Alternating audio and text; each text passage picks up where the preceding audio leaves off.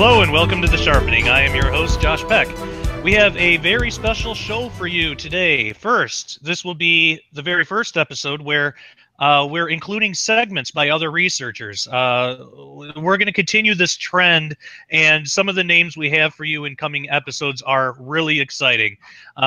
So stay tuned for that. Also, we're adding a little bit to the name, which you may have realized already. It's now the Sharpening Report, since we're going to have correspondence and things.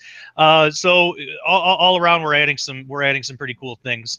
Let's see. We're going to continue this trend just until, I guess, forever. But apart from that, tonight is also exciting because we have a very special guest, author Mark Combs, to talk about his book, End the Beginning. Mark Combs is a graduate of the Arlington Baptist College in Texas. He is a self-described critical investigative researcher who has a fascination with ancient biblical history and the origin of man. He is also a public speaker, event moderator, and has plans for 2 more books within 2015 and 2016. And he was also kind enough to send me a signed copy of his book, End of the Beginning. So I want to hold it up here so you can all see. It's a fantastic book. This is what we're going to be talking about today. I highly recommend it. So without further ado, I'd like to welcome Mark Combs to the show. Mark, how are you doing? Hey, Josh. Thank you for this opportunity. I really appreciate it. I've followed your show over the last few weeks, couple of months, and have really enjoyed it. And to be able to be a guest with you today is quite an opportunity for me, and I thank you for that. Absolutely. Well, I appreciate you taking the time, and the honor's all mine. It's a fantastic read.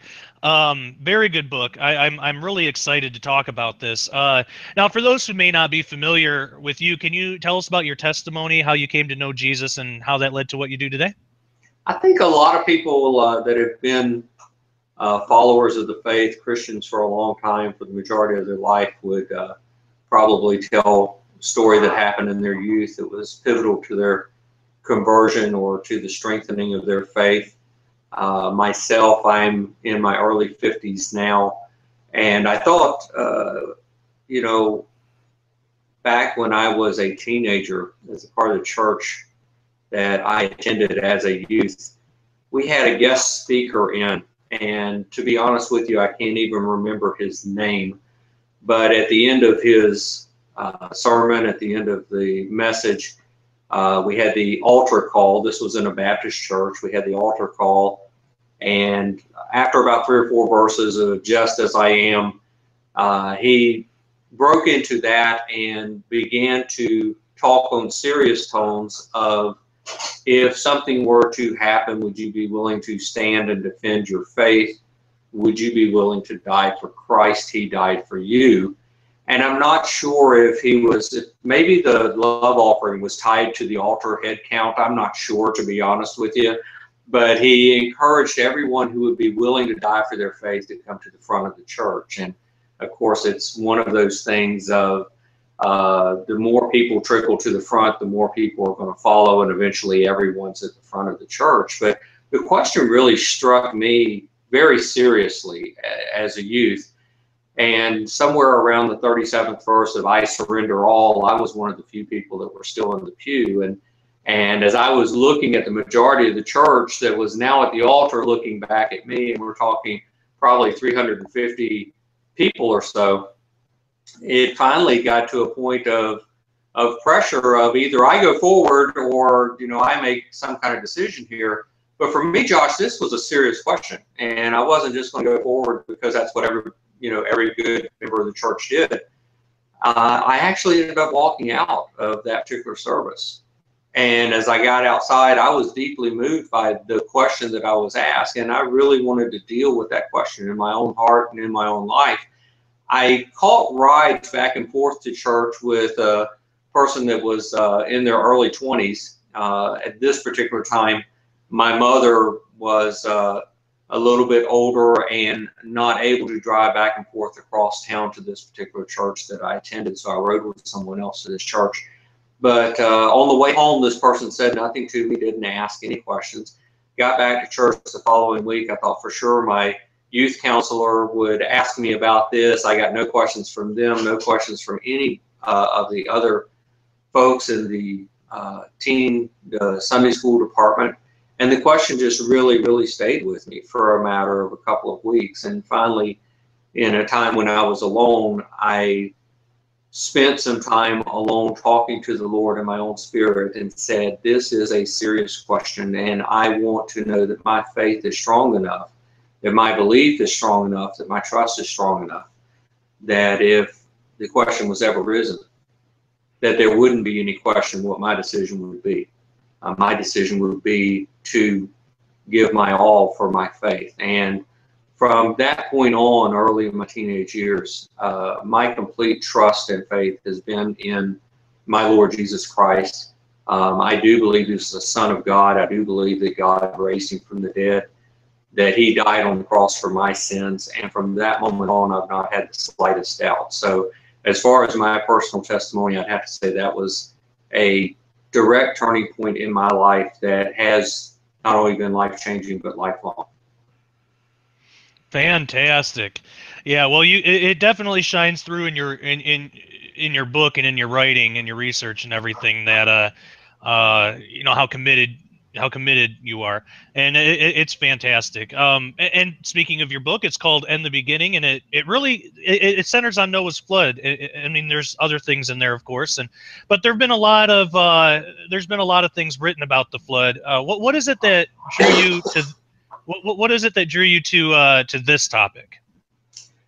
Josh, this is one of those stories in the Bible that would fall in the realm of miraculous interventions. That we see the story in Sunday school, and it makes for a nice little flannelgraph lesson that we teach the kids and everything. But as I got older as an adult, I was like, this either really happened or it really didn't happen. And there were some things about the story that troubled me. And whether you are someone who is a person of faith, who accepts everything in the Bible as being literal, or if you're a person of faith who accepts some things in the Bible as literal, other things allegorical, or if you're a person, and I do have a number of friends who do not profess to have a faith in Jesus Christ or in any God, so to speak, and in that case, they see the things in the Bible as just stories that were put together. The bottom line is, this is one of those stories in the Bible that's polarizing. Everyone has an opinion on this particular story. There are those who will defend it to the point of sounding absurd. There are others who will mock it to the point of sounding absolutely cruel. And as I got older and older, it's not like any of those questions resolved themselves for me. So I decided, the more I looked and the more I began to study, I had some time a little over a year ago that I thought, I'm just going to pour myself into this. It's something that's troubled me my entire life. If you were going to destroy the entire world, how would you do it? Why would you do it? Why did everybody in the world have to be destroyed? The animals, plant life, and everything. I mean, why destroy the globe? You know, why not just deal with the wickedness at the time? Surely God's done that in other places. We could point to Sodom and Gomorrah and other things. We could even point to things in Christ's ministry where he, you know, called out certain people for their unbelief. So why destroy everyone and everything? And that was kind of stuck in the back of my mind.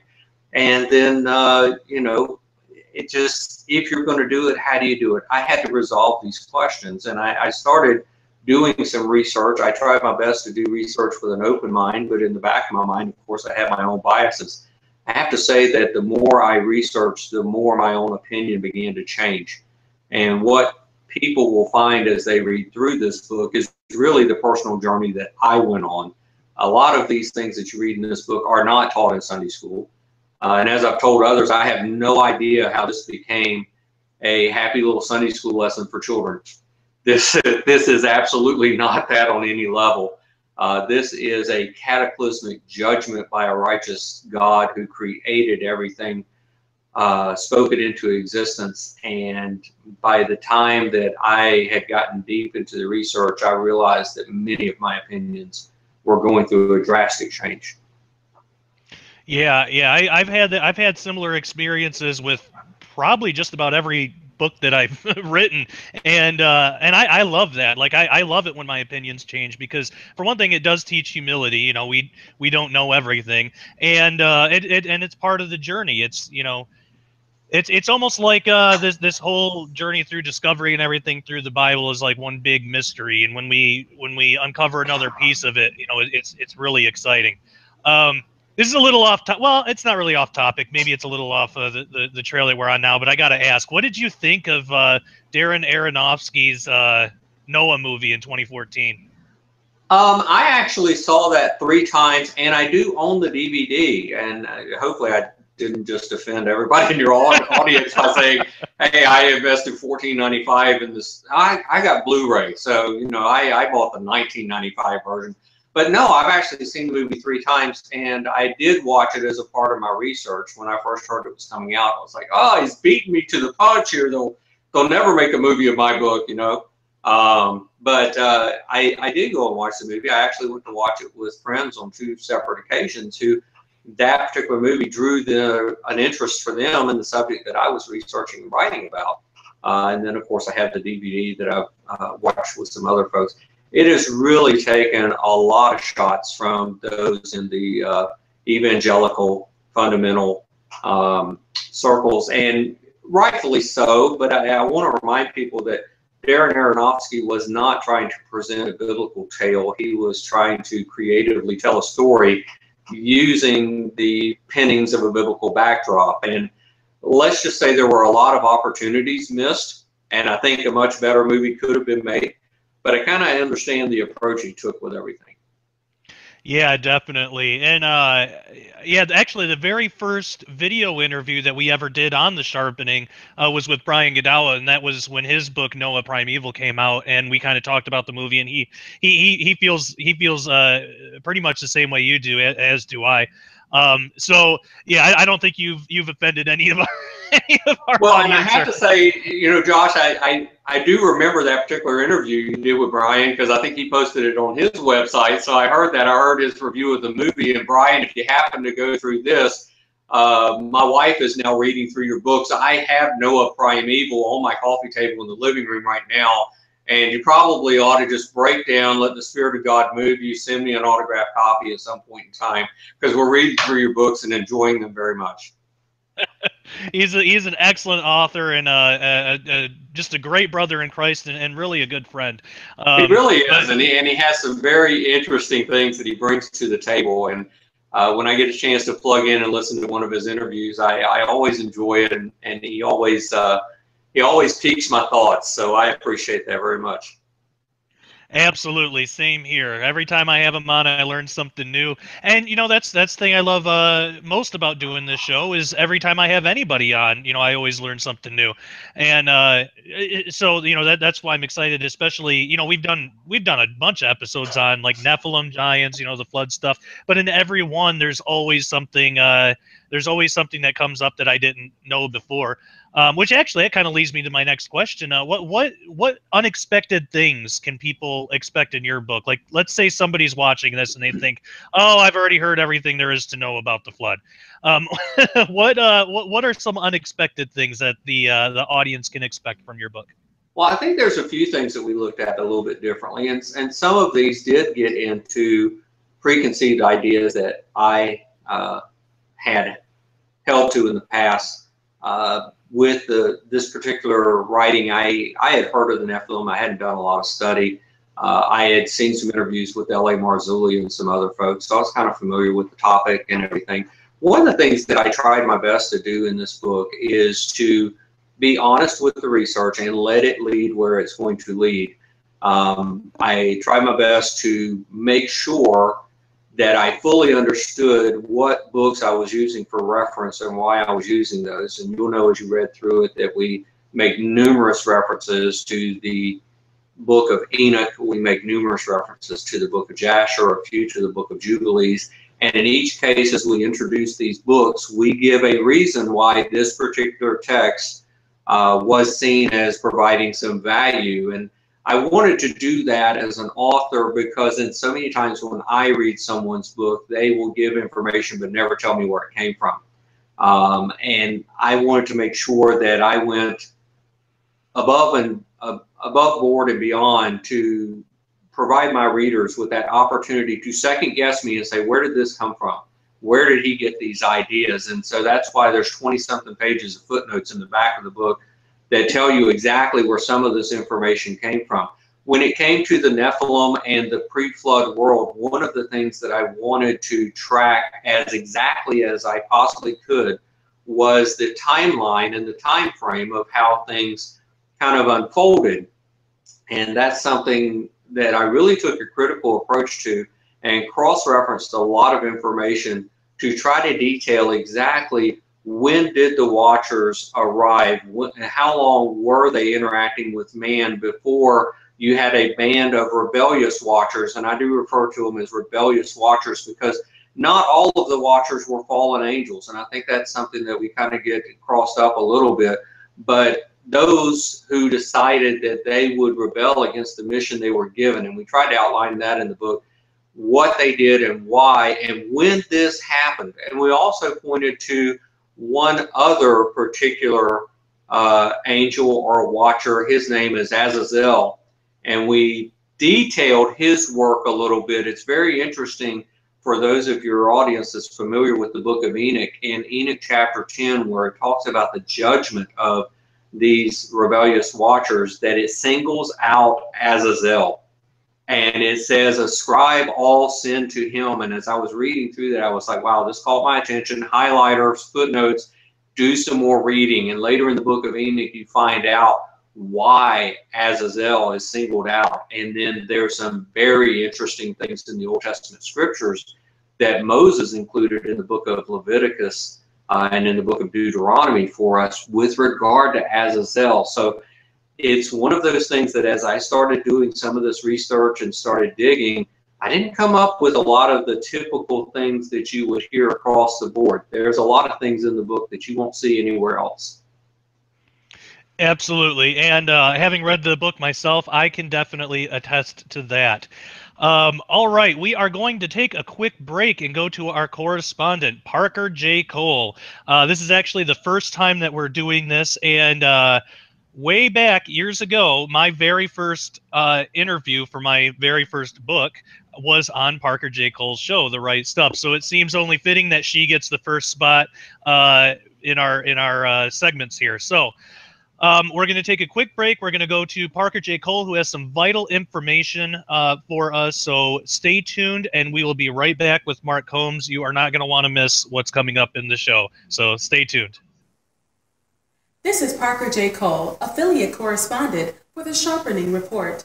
Today's segment, we will be discussing the Black Lives Matter movement. Is it revolutionary or exclusionary? With the success of the Black Lives Matter movement, we can easily see just how influential social media can be. It spreads quickly from household to household, state to state, province to province, and country to country. It connects us in a new way our forefathers never imagined. Seeing the hashtag Black Lives Matters evokes a number of ideas, thoughts, and sensations. So the question becomes, how did a hashtag become a movement? It was co-founded by 3 Black activists, Alicia Garza, Patrice Coolers, and Opal Tometi. It began as a lobby against police brutality of African Americans in the summer of 2013. Now since then, it has grown to become synonymous with the affirmation of all Black lives. There are currently 23 chapters in the U.S., Canada, and Ghana. Now, although the organization started as a protest against African Americans who were involved in police brutality, it now states it is a unique contribution that goes beyond extrajudicial killings of Black people by police and vigilantes. Further, Black Lives Matter affirms the lives of Black queer and trans folks, disabled folks, Black undocumented folks, folks with records, women, and all Black lives along the gender spectrum. Now, more than 1,000 Black Lives Matter demonstrations have taken place as of August 2015. Now, I have a little hard time defining what it means to affirm. Does it simply mean that all Black people have basic rights like everyone else, regardless of gender, sexual orientation, or social status? If that's the case, then of course, Black Lives Matter. No one would disagree with that at all. However, I have to wonder and determine, if it's just another way of making people feel comfortable about themselves without any opposing or critical view of the movement. But we'll get more into that a little bit later on in this segment. Now, Black Lives Matter started at the acquittal of George Zimmerman in the summer of 2013. And some of you remember it was the highly publicized trial of Trayvon Martin, who was killed, and he was an unarmed African-American teen. It was further spearheaded by the deaths of other African-American men, namely Michael Brown and Eric Garner. Now, according to the founder, Alicia Garza, the responses to the acquittal of George Zimmerman were dejection and hopelessness. She goes on to state, and she makes a very good statement here, it wasn't Trayvon Martin's fault that Zimmerman stopped him and murdered him. It really has to do with a society that has a really sick disease, and that disease is racism. I can certainly agree with her with that stance. Now, hashtag spread so quickly on social media because it distilled the very complex problem of police brutality, racial inequity, and social justice, and made it into a simple, easy-to-remember slogan that fits in a tweet or on a t-shirt. This was said by Travis Goza, a social science professor of Africana Studies at Cornell University. Now, I really like what Goza said here about this. Goza's assessment of the movement uncannily showcases that support for Black Lives Matter does not really address the complex problem of racism in America. Now, in our information overloaded world, we have little time to ascertain if the catchy couplet we've jumped behind acknowledges the bigger problem. The 21st century public has a short attention span. We want information fast, quick, and in a hurry. After all, we have more important things to do than to determine and waste time if a position that we adhere to stands up under scrutiny. We want to make snap judgments and then move on to the next shiny ball that captures our attention. So we have to dig deeper. Racism is a social problem that dates back to when Black people were bought and paid for like commodities. And then these commodities were given to white slave owners to be used as they wish. Now, among this society, different norms, behaviors, and survival skills arose. Some slave owners mistreated their property, while others treated them rather well. Some slaves rose in revolt against their masters, while others strategized to live well within the confines of that society. Others still were simply victims of this very curious institution that is now the backbone of our country in more ways than one. So therefore, it is not an issue that can be completely explained by a catchy slogan, nor do I believe that those of the movement are suggesting that it can. However, any organization that states it speaks for a group of people should not go unchallenged, either by those who adhere to its edicts or those who critique it. The Black Lives Matter movement has garnered a lot of advocacy, from the higher echelons of the political strata to the layperson. In fact, the Democratic National Convention recently in Minneapolis made a resolution that supports the Black Lives Matter movement. The DNC, the resolution says, joins with Americans across the country in affirming Black Lives Matter and the Say Her Name efforts to make visible the pain of our fellow and sister Americans as they condemn extrajudicial killings of unarmed African American men, women, and children, end quote. It is true that there has been an alarming rate of extrajudicial injustice done toward African Americans, which is rooted in the racial historic makeup of our country. Again, no one would disagree with that. According to a Huffington Post article that kind of put together a lot of different reactions to the Black Lives Matter movement, one quote says, and I'm going to let you guys hear it here, police have long been accused of targeting Black Americans through racial profiling, which has led to a vicious cycle of distrust between Black communities and the officers. Instead of feeling protected by the police, many African Americans are intimidated and live in daily fear that their children will face abuse, arrest, and death at the hands of police officers who may be acting on implicit biases or institutional policies based on stereotypes and assumptions of Black criminality. This statement is quite true, and there is a very, very real fear and certainly cause for concern.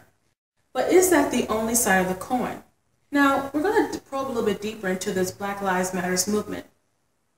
When you probe, you find out there's another reason why people have to look deeper into the machinations of the BLM. Now, after the DNC resolution, it happens that the BLM activists chanted "pigs in a blanket, fry 'em like bacon." Now, for those of you who don't know, pigs in a blanket is a slur for dead police officers in body bags. Incidentally, this particular chant came one day after an officer was executed while filling up his patrol car at a gas station. This leads me to my point about the movement. Does it really bring people together, or does it tear them apart? Again, is it really truly revolutionary, or is it exclusionary?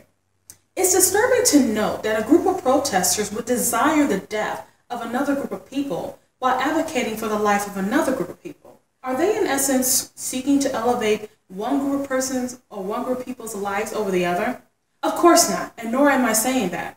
But with actions like these, there is little wonder why some oppose the BLM movement. Now recently, actress Nia Long was slammed for using the hashtag #AllLivesMatter. One tweeter went so far as to say BLM is not synonymous with saying that other people's lives don't matter. Well, if that's the case, why was there so much outrage when she used the hashtag #AllLivesMatter? This brings me to the point of something that's very divisive about the BLM movement. It's being called the new civil rights movement, but there seems to be something different than what the civil rights movement of the 60s was. Now, one civil rights activist from back in the 60s made a rather bold statement in her critique of the BLM movement. The baby boomers who drove the success of civil rights movements want to get behind the BLM movement, but the group's confrontational and divisive tactics make it difficult. In the 1960s, activists confronted white mobs and police with dignity and decorum, sometimes dressing in church clothes and kneeling in prayer during protests to make clear distinctions between who was evil and who was good. But at protests today, it is difficult to distinguish legitimate activists from the mob actors who burn and loot. The demonstrations are peppered with hate speech, profanity, and guys with sagging pants that show their underwear. Even if the BLM activists aren't the ones participating in the boorish language and dress, neither are they condemning it. Furthermore, she goes on to say, the 1960s movement also had an innate respectability because our leaders were often heads of the black church as well. Unfortunately, church and spirituality are not high priorities for the Black Lives Matter movement. In fact, they are missing from this movement. I think this young lady hit right on the nail, and I think that's one of the reasons why there are so many critiquing the BLM movement. Because how can you say that we are advocating for the rights of black people when you tell someone to fry pigs in a blanket, fry them like bacon? As a matter of fact, there has been violence against several police officers who were not engaged in any legal activity. They were on their recreation. The guy who was filling up his gas patrol car, the officers who were eating lunch, they were killed because someone believed they were helping the BLM movement. And perhaps they thought they were doing a favor. But the success of the 60s movement rested in the careful hand of the Lord, who strengthened them to deal with a harsh enemy. And the harsh enemy is not racism, it's Satan. And Satan uses racism to further his agenda to the point where we would take a worthy cause and turn it upside down. One critic went so far as to say that the BLM movement is simply a vehicle for cop killing. Now, whether or not that is the case, and believe me, there are those who will use this well-intentioned cause to further their own agenda, the lack of concern some of these supporters have about what's happening does raise some eyebrows. Now, a good friend of mine who's a black conservative, Thomas Smith, simply said this, and he made a rather bold statement. The Black Lives Matter movement is a movement birthed out of a sense of injustice towards people of color. That would be a very noble and accurate statement if it wasn't for the fact they are very selective in their protesting. They will protest if someone, a questionable character, is killed by the police, but they remain quiet when someone who was truly innocent is killed by a set of people, a questionable character. Why no protests outside Planned Parenthood clinics? Why no protesting the death of the 9-year-old beautiful little girl who was killed in St. Louis? I will tell you why. It is because the Black Lives Matter movement only believes that the lives of those who of questionable character are the only ones that matter. Now, this is a rather bold statement to end our discussion about the Black Lives Matter movement, but it does seem that we really need to dig deeper and find out if what we're doing is actually helping or causing more problems. In closing, the BLM is a worthy cause, but Satan and those who are influenced by him will work very hard to make sure it's used for unworthy gain. I hope we can all work together to bring about reconciliation and healing, not just for Black lives, but for all lives. This is Parker J. reporting for the Sharpening Report. All right, very eye-opening stuff and important from Parker J. Cole. All right, Mark, let's get back into it. What role did fallen angels play in the pre-flood world? Before Parker's segment, we mentioned we talked a little bit about fallen angels and the Watchers, the rebellious Watchers. What role did the fallen angels play in the Watchers, and were they responsible for the flood itself? You know, I'm going to give them some credit, but I think at times we give them too much credit.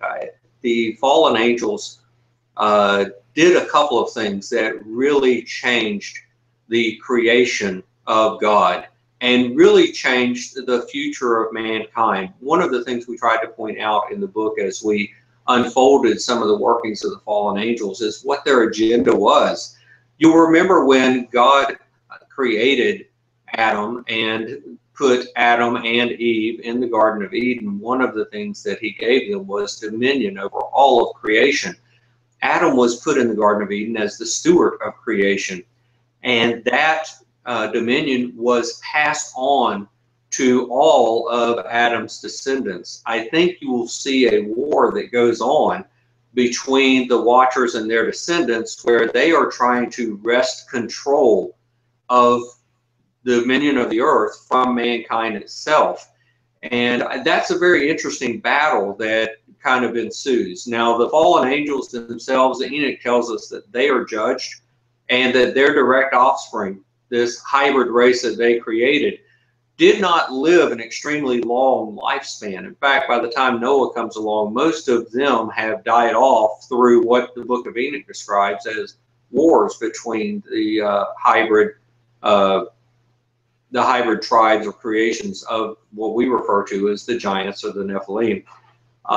But you do have an existing second and third generation that come out of these relationships. And that existing second and third generation are really what began to infiltrate the world and cause some problems with all of creation.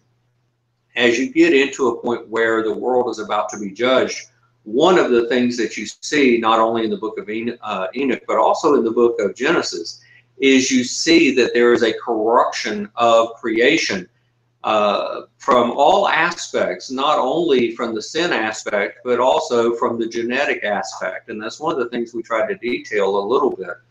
One of the things that didn't come to the forefront immediately, but kind of bubbled to the surface in my study, is that there's also a corruption of who God actually is.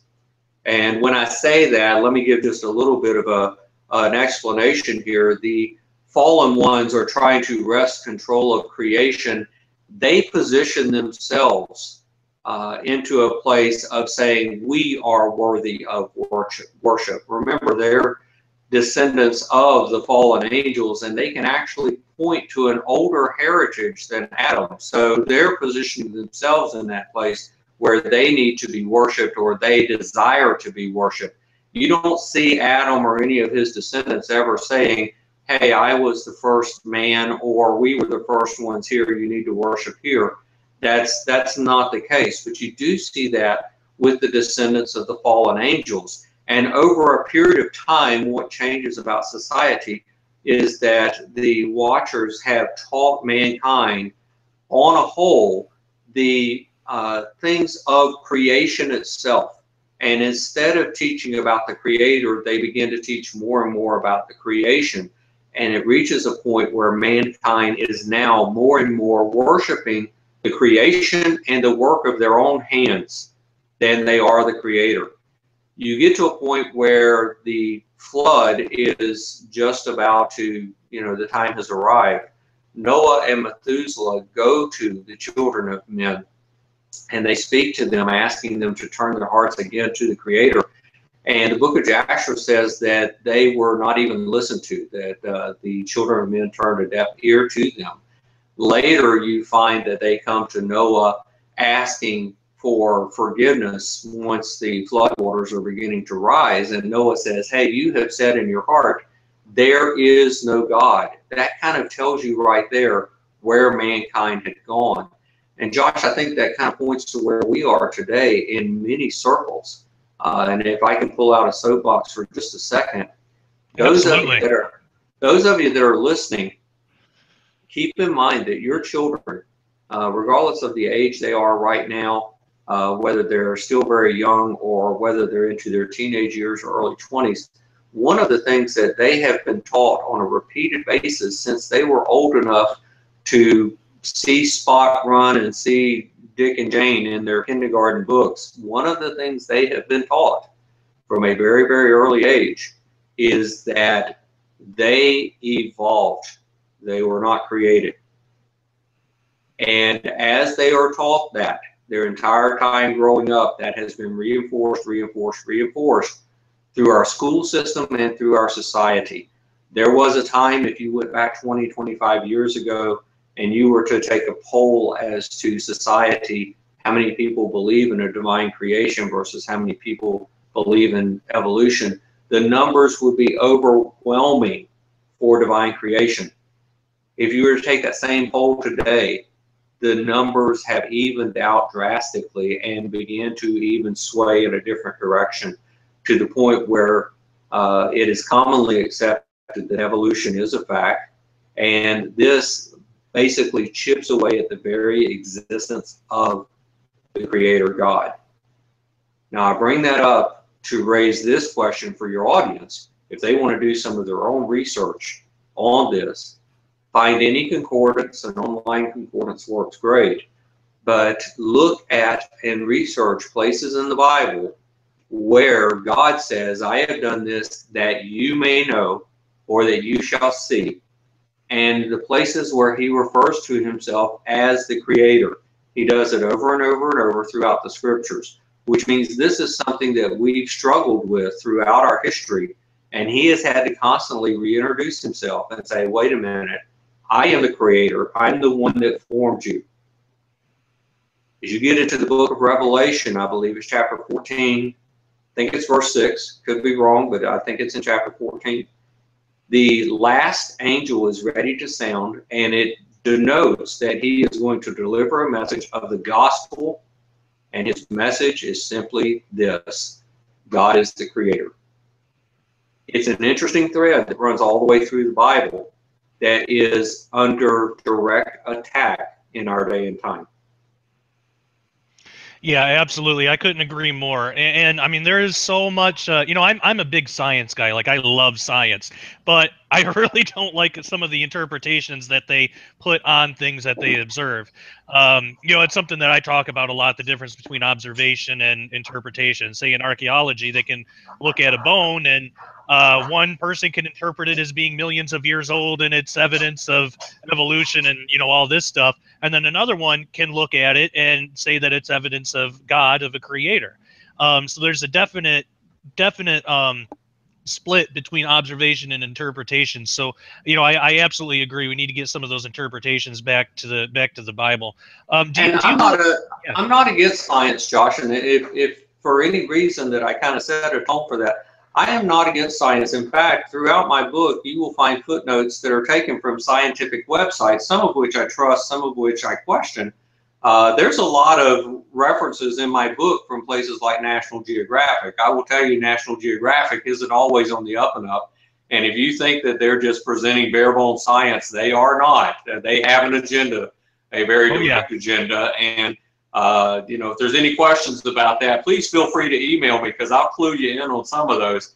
But we did cite them because they're the ones that are bringing forth this scientific data. So I am not against science in any way. Some folks say, well, if you don't believe in evolution, you just don't understand it. Well, evidently God doesn't understand it either, because he's going to reintroduce himself as the Creator at some point. And those that feel like there are no God, they'll come to a different realization. Amen. I couldn't agree more. And that is an aspect of your book that I love, is that you do take really good care to present the scientific information correctly in a good biblical way. And, you know, I do that in my own research too, so I really appreciate that. Yeah, so yeah, I'm glad that you mentioned that, because I don't want it to make it seem like we're against science here or anything, because we're not. Do you we're talking about these other strange doctrines and things. Do you believe that the fallen angels or these rebellious beings, do you believe that they're active in our world today? That's a really good question. It's a point of discussion in a lot of circles. I'm going to give you a very definitive yes and no, if I can on that. I believe the fallen rebellious watchers that were judged, I believe they're still held in chains. I don't see anything in the book of Enoch that says they're going to be released at some point in time. In the book of Jude, it says the same thing.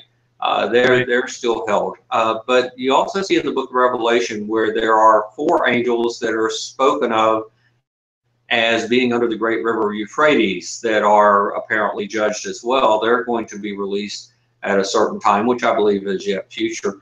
And I also believe that there are a number of angels, dark angels, fallen angels, whatever term you want to give them, that are at work in our world. Now, I think we attribute some things to the work of angels that are basically just the work of wicked people.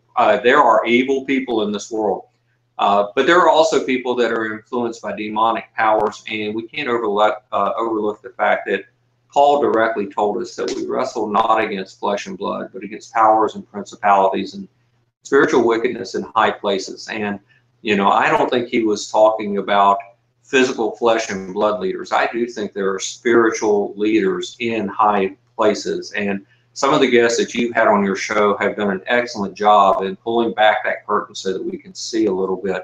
Let's not forget, as we read in the book of Daniel, where Daniel had been fasting and praying for 21 days, and the angel comes to him. I can't remember if it was Michael or Gabriel. I want to say it was Gabriel who came to deliver a message, but it says that he was delayed by 21 days by the Prince of Persia. Now, who is this Prince of Persia, and how is he powerful enough to delay an archangel such as Gabriel? You cannot read something like that and not say that there are extreme spiritual unseen forces at work in our world. And I think some of them are fallen angels. Yeah, absolutely. I couldn't agree with you more. What do you think that the pre-flood world looked like, say, contrasted against our modern world today? That's a really interesting question, because you get into a section where, some people want to talk about pre-flood technology and things of that nature. I actually, as I began doing more and more research, got into questions of pre-flood geology and found some very interesting things. What really caught my attention is the information that I came across wasn't coming from one source, but it was coming from a variety of sources that were just doing scientific study of the information that was in front of them. And these sources, as I pointed out in the book, were not aware of each other's work. One of the things that they pointed out was that at some point in time, the continents that we know today were not separated in the same way they are today. And I think you could pull any scientist, geologist off the street and ask him that question, and he would or she would agree to that aspect and say, yes, we recognize continental drift.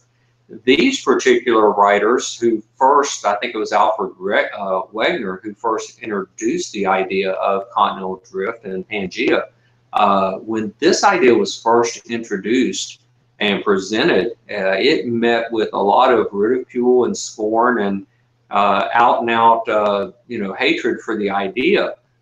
Some of these guys were blackballed for the things that they were presenting and bringing out, and we talked about that just a little bit. But some of the information that they brought out was a completely different look and approach of things. One of those things being that all of the continents were at one time connected to each other, and that they believed that their research showed that the entire globe was a much smaller world than it is today. Now, when I first came across this information, Josh, I scratched my head and said, this doesn't make sense. We're talking about a smaller planet Earth than what we have today. I'm not so sure about that. So we did a lot of research and digging before I was willing to put some of that into print. But I think in looking at the noted geologists that we researched their information, Samuel Warren Carey, and others. Alfred Wegener was another one. There's a German geologist that I also researched a great deal about. Only some of his stuff is available in English, but it was still real good stuff. But none of these guys knew each other, and they all came to the same conclusion. So we spent some time with that. What was the pre-flood world like? And this got into one of the questions that really kind of disturbed me going in, was if we were to have a global flood, it would totally destroy the planet. And when I got to their understanding of what the world was like at one point in time, and these are not religious people, they were not pointing to a flood in any way. They were pointing to billions and millions of years of our planet changing over billions and billions of years. Our planet changed, but it changed very drastically during a flood. And I found that information very interesting as I began to research it. Yeah, definitely. Some of the very first research that opened me up to these ideas were years and years ago by Kent Hovind. He had a whole DVD set, and brought up some of the similar ideas, and blew my mind. And then so reading your book and then going through some of those things again, but in the detail that you brought out, it just blew my mind all over again. Especially when you get to the ark, because I really find this interesting. What are some surprising things that you discovered about the actual ark itself, along with the animals in the floodwater? Well, I think the size of the ark really kind of surprised me.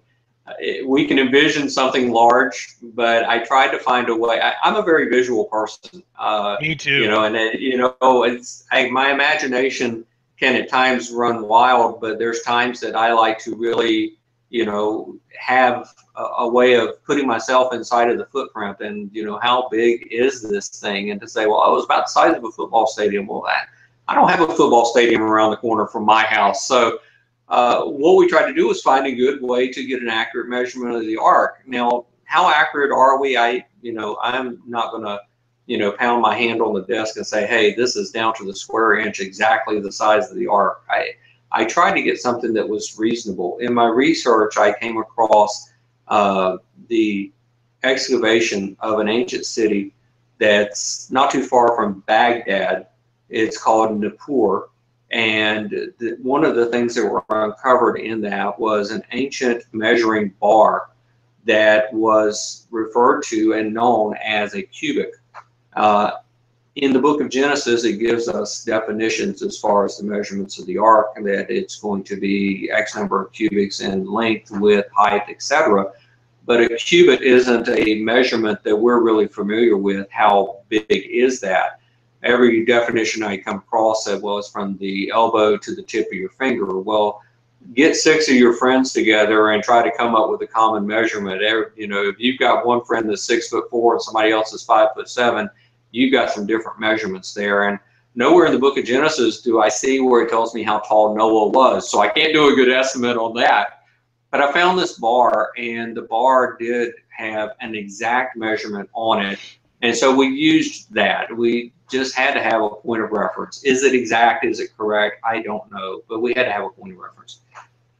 The measurements that we came up with gave us a boat that was in excess of 500 feet long, in excess of 85 feet wide. The easiest way for me to get a clear visual on that was to go out to a parking lot and just step it off with parking places. And one of the things I discovered was that it wasn't very easy to find a parking lot that was big enough to have that many parking places. So we ended up, it took us 3 parking lots before we found one that was big enough to accommodate the measurements that we give in the book for the ark. Wow. Yeah. I hear it is a tough thing to visualize. What about the animals and the flood water itself? You brought out some really interesting points with those two subjects as well. Well, I thought the animal count was something that it's really a problem that it's staring at you, and then the floodwaters themselves, that problem doesn't just stare at you, it taunts you. I mean, it's just it's really something to wrestle with. But the animals themselves, one of the things I found, Josh, is so many times we're so familiar with a scripture or a passage that we read through it and we don't actually read what it says. We read what we understand that it says. And so I wanted to go back and try to get a very good idea of this. I did some research into where the animals we have today came from. And again, we're getting into the realms of science, and I'm not a scientist, but I rely on them and their research, and not very critical of them. I appreciate the information I got, and we gave you the website where the information came from. And we told you how many genus and families, etc., of animals there are, and we also gave you a lot of details where the those that have tracked this type of information through scientific research and studies have told us that, you know, every dog in the world dates back to these particular two animals that can be found in an area of the Mideast 30-something thousand years ago. We have other studies that came out of National Geographic that talks about all of our large cats and the small cats and where they came from. So we did a lot of research into that area to find out, okay, we've got a wide variety of animals today. Where did they come from? The big question that really kind of sits there in the middle of the room for each individual person is, how far back to the original family tree do you need to go to preserve all of the types of animals that we have in the world today? Where are you comfortable with? How far back to the original roots do you have to go? A scientist tells us that, you know, all the variety of different species of horses came from one horse, and all of the different dogs came from one dog. You know, so it's pretty evident of how we got to where we are today. The question is, how far back do we need to go? The other thing that really kind of stood at me is, do we have an accurate head count on the animals? And that's something that I kind of wrestled with, because you do have where he specifies to take the clean animals in pairs, male and his female, by sevens. So you read that and you go, okay, 7 is an odd number, and you can't do a pair because somebody gets left without a mate. So he must be talking about 7 pairs of animals, which equals to 14. In that same verse, it says, take the unclean animals, the male and his female, by 2s. And we read that and immediately think there was 2 of each one. Well, if you're going to interpret the one as being 14, you can't interpret the other as being 2. It's written exactly the same in the syntax there. And if you talk to anyone in a biological field, they will tell you that if you have just a male and a female, that male and female over a period of just a few generations will not be able to produce offspring anymore. You have to have a greater variety. So I think there's evidence there in the book of Genesis that we've stared at for years that says the unclean animals, there were 4. There were 2 males and 2 females, which gives you a little bit of variety. The clean animals, there were 14. There was 7 of the male, 7 of the female. Of the birds, it says 7. So of every bird, there was 7 male, 7 female. The bottom line here is no matter what side of the argument you're on, the head count for the occupants on the ark is vastly different than what you originally thought it was, and that's the conclusion I came to there. You asked about the water too, correct? Yeah, absolutely, yeah. Okay, okay, we're going to try and move to this real quick. You know, with the water, the big question was, you know, where do you get enough water to flood the earth? And the original thought I had was, okay, you melt the ice caps, you flood the earth. Well, listen, we did scientific research that we stated in this book, gave you the research, references for. We have an exact count of how much water is in the oceans, in the streams, in the lakes, in the atmosphere, all the way down. The polar ice caps, North and South Pole, represent less than 2% of all the water on the globe today. So if you melted both of them, you're going to, you know, make things a little bit wet in Florida, but you're not going to cover the highest mountain around the world. It's just not going to happen. So that was a situation where I thought, well, you know, here's the easy thing, just melt the ice caps and we flood the earth. It's not an easy problem to resolve. So we did some math to figure out the volume of the earth itself, and then what what amount of water it would take to flood the earth above the highest mountain. And I know that some people get into an argument as to, okay, well, how high was the highest mountain prior to the flood? You know, Everest and some of these other mountains, they were created as part of the flood. They didn't exist before the flood. I didn't want to have that discussion. I didn't want to try and justify it one way or the other. I don't care what you believe as far as, you know, high hills, high mountains, how tall the mountains were before the flood. Who knows? What I had to deal with was the water. So Everest is standing today. I wanted to get above Mount Everest. In fact, I wanted to get more than 500 feet above Mount Everest. I set the goal, I set the target number at a ridiculous height. And what I figured out was that we needed more than 3.5 times as much water as we can measure on the surface of the planet today, including the polar ice caps and including the water that's in our atmosphere, to flood the earth above the highest mountain in the way that it is today. And then I cited a number of stories where science themselves have told us there is more than 5 times, in some cases more than 5 times, as much water in the heart of the earth as there is on the surface of the earth. It is down there. If God wanted to flood the earth, it is no problem getting the water to flood this earth just as it is today, right now, well above Mount Everest. Yeah, and it even says in that account another thing that, you know, we tend to gloss over sometimes when we read these stories that we've heard, you know, since we were kids. You know, it does say that it rained, but it says that the springs of the deep, you know, burst forth. I think that's where most of the water came from. And so I absolutely agree with you there. Something else that the Bible tells us little about is Noah's family, such as his sons and their wives, and even Methuselah. And you brought out some really good research in that. What did your research turn up? Well, and that's a really good question, because when you read through Genesis, Noah's 500 years old and he has, you know, 3 sons. And I'm like, okay, this guy didn't sit on a hillside for 500 years and watch goats run by before he did anything. So, you know, we got to dig into this. We spent a whole chapter on Noah, and it was like, when I was going into that, I was like, I need to write a chapter on Noah and his family and his sons and his wives and all this. And I have got, you know, less than half a page of information here. So where do we go with all of this? You know, so it was kind of, you know, an interesting research project there. But I did find in many ancient documents, it gives you a lot of information. And these are documents that anybody can find. I mean, it's not like I got a secret scroll somewhere that I dug up that, you know, only I have access to. And, you know, I didn't have 3 or 4 insiders that wanted to be an unnamed source that gave me the story on this kind of stuff. It's easy research that anyone can find. I was kind of surprised how easy it was to find some of this research. Noah's wife is named, of course, you mentioned Methuselah. Methuselah was a very big part of Noah's life in his later years.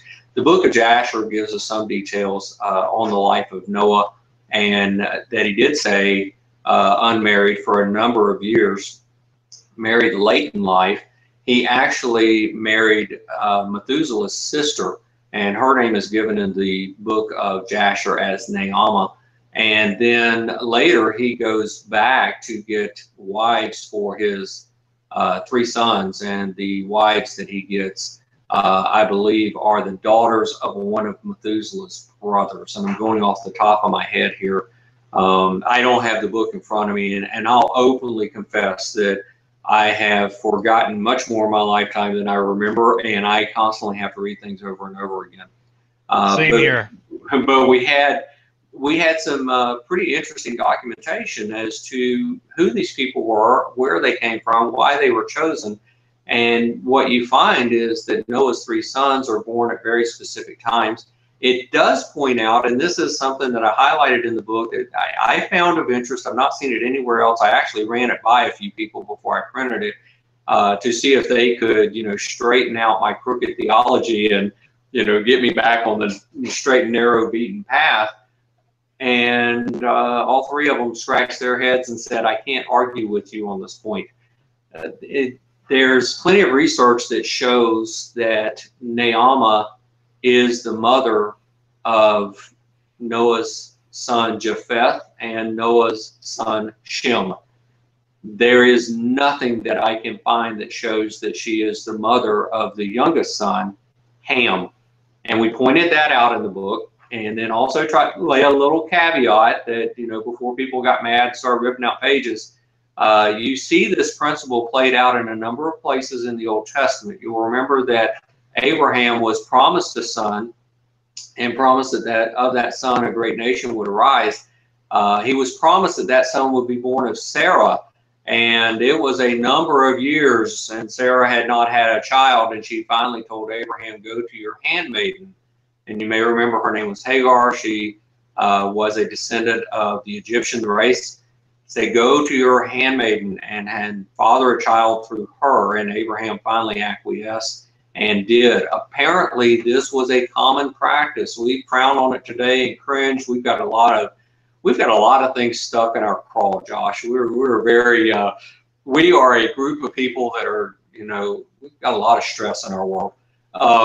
But apparently, you know, in that day and time, to have children have offspring by a handmaiden, or as we find them referred to in the royal families, concubines, was not something that was frowned on. So when I came across the information that showed that Noah had 2 sons through Naamah, but it doesn't identify Ham as one of her sons, I found that kind of interesting. It was either that portion, something happened with Ham and that portion wasn't included, or quite possibly Ham was born from someone else.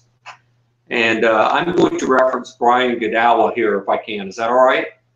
I think absolutely. I think he's a good reference point for you and your audience listeners. In his book, Brian floats the theory and the idea that Noah himself was not a single solitary person, but he had a tribe that you know, he was responsible for, that worked with him. And that may very well be, I can't argue with Brian on that particular point. It could be that Noah had a number of people under him that may have actually even helped in the building of this ark and the taking care of his family. Remember, God told him that it would say Noah, his wife, their sons, or his sons, and the wives of his sons. So there were 8 people that were targeted to be on this particular vessel, but nowhere does it say that Noah didn't have any other friends.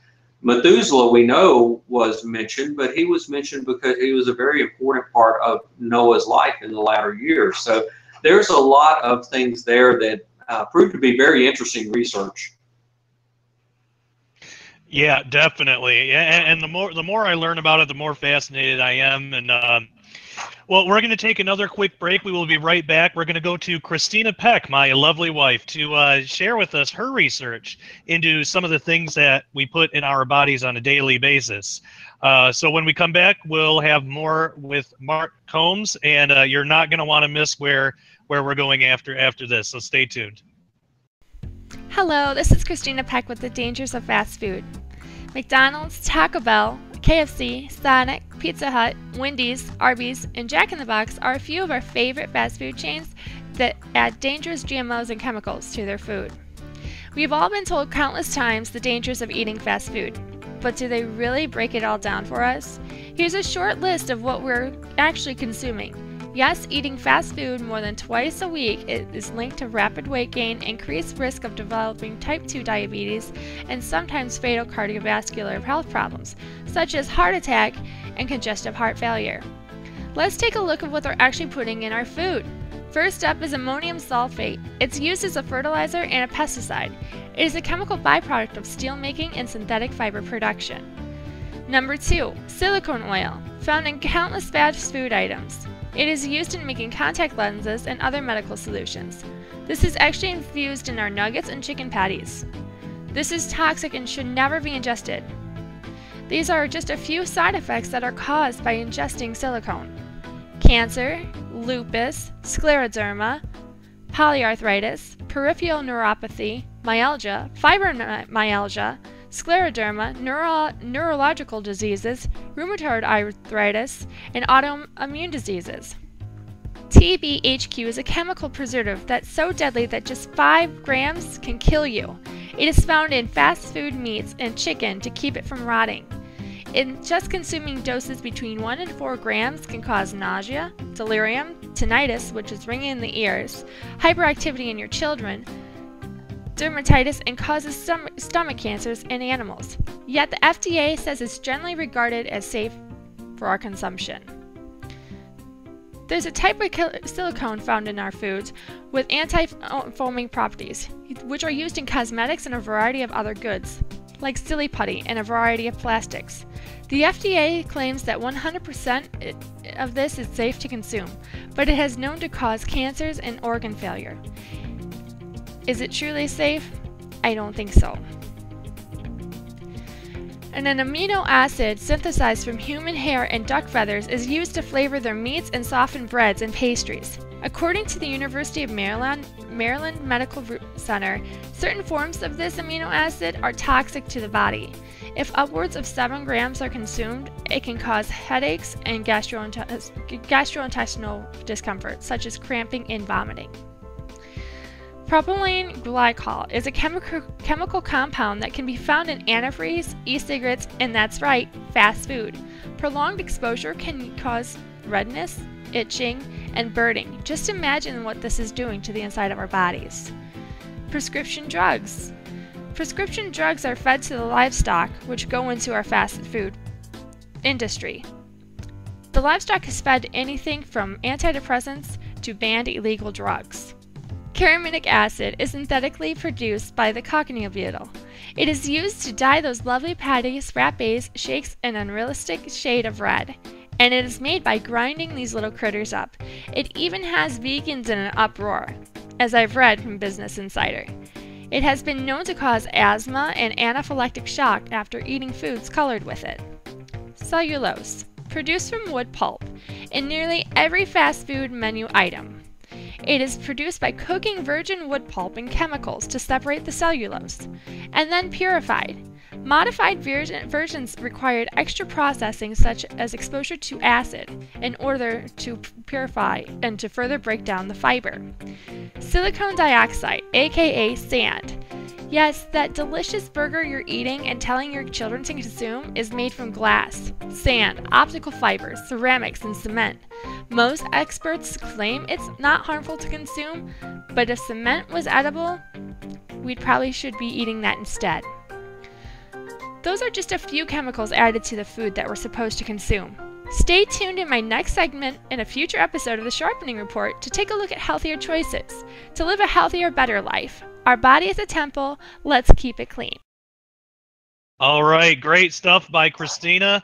All right, Mark, let's talk about this idea of the end of the world. Will there be an end, and if so, what do you believe that will look like in light of Bible prophecy? Oh wow, that's a great question. I think there will be. I'm going to say an end of the age because I believe that God will eventually set up his throne in a New Jerusalem.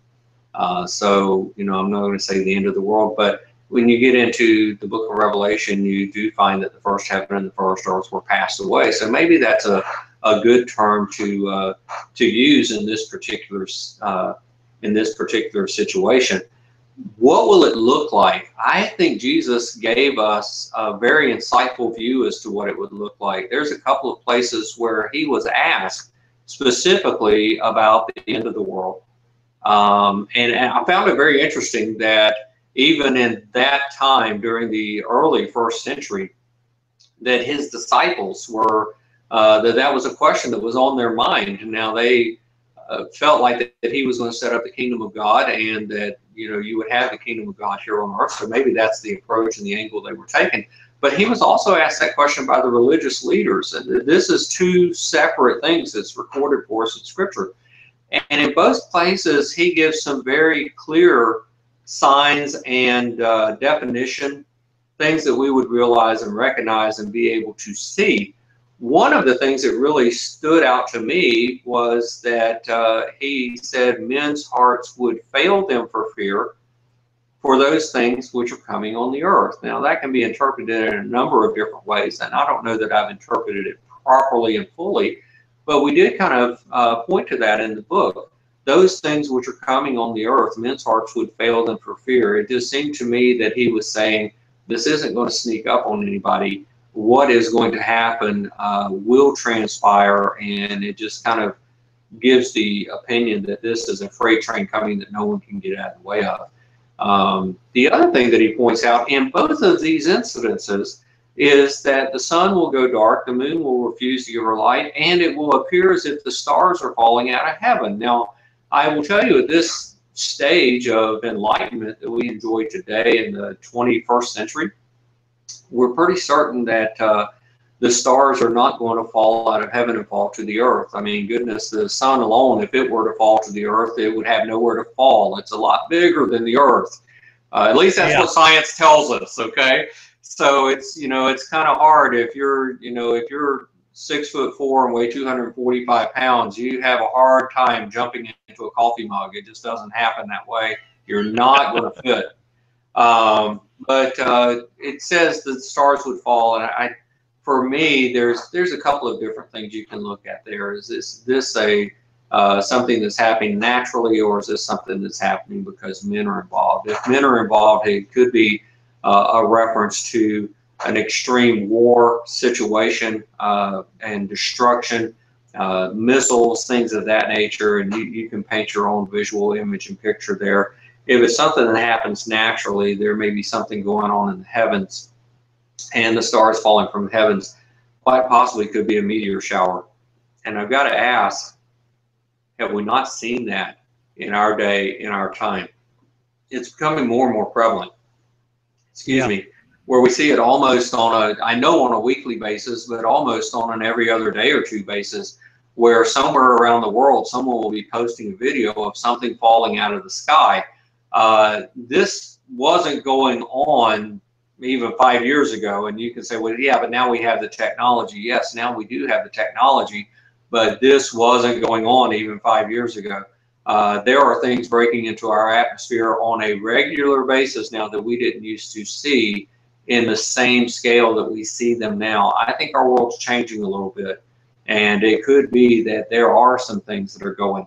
In the book, we pointed to a particular phrase that Christ used where he said the powers of the heavens will be shaken, and we tried to deal with that particular phrase. I think what he's referring to is something that is going to be a natural occurrence that did happen in the heavens, and almost everyone is familiar with the phrase as it was in the days of Noah. Quite possibly this is the tie-in. Something that triggered and caused and initiated this flood event in the days of Noah will also be prevalent and be active and initiate a chain of events in the end of the age that Christ described.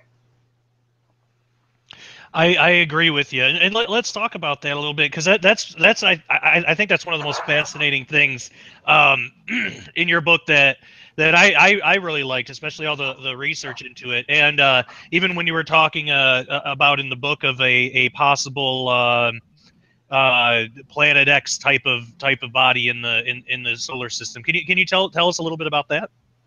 I will, and I'll do it with this particular disclaimer. Going into this, I had heard of Planet X. It wasn't on my radar. I wasn't trying to find a way to work it into the storyline. Absolutely, you know, had no intentions of it being a part of this book at all. The research kind of drug it into that, and I wrestled with this. This is something that my wife will attest to. I wrestled with it I went through weeks where I didn't write anything because of the research was pointing in a direction where I just wasn't comfortable going. But as I continued to research, I just wanted to fully document it as best I possibly could and let the research take us where the research took us, and finally acquiesced to that. I've got to say, Josh, that during this time, during the research that I did, the things I studied, I went through periods where I would wake up in the middle of the night covered in sweat, having nightmares where my wife would have to calm me down because I was really trying to wrap my mind around exactly what would happen, how something like this could occur, what would be the chain of events. And I did put a disclaimer in the book as I wrote that section. I can't remember if it's 3 or 4 pages long or 5 or 7 pages long, but I did my best to try to convey what I was seeing as I was studying this, the nightmares that were waking me up, and I even admitted to that in the book that I've had nightmares about this. I think that it is very possible, all the research kind of points this way, or I would have never included it. I think it's very possible there is another planetary type body in our solar system that we just don't see very often. And it doesn't always pass by at the same distance from the Earth. I think sometimes it passes closer than others. I think there has been times that it has passed at a great distance. I think there's been a few times that it has passed closer. When I did a lot of this research, I finally got to the point where I was putting together a timetable and tracking appearances. And some of your listeners may be familiar with Gil Broussard.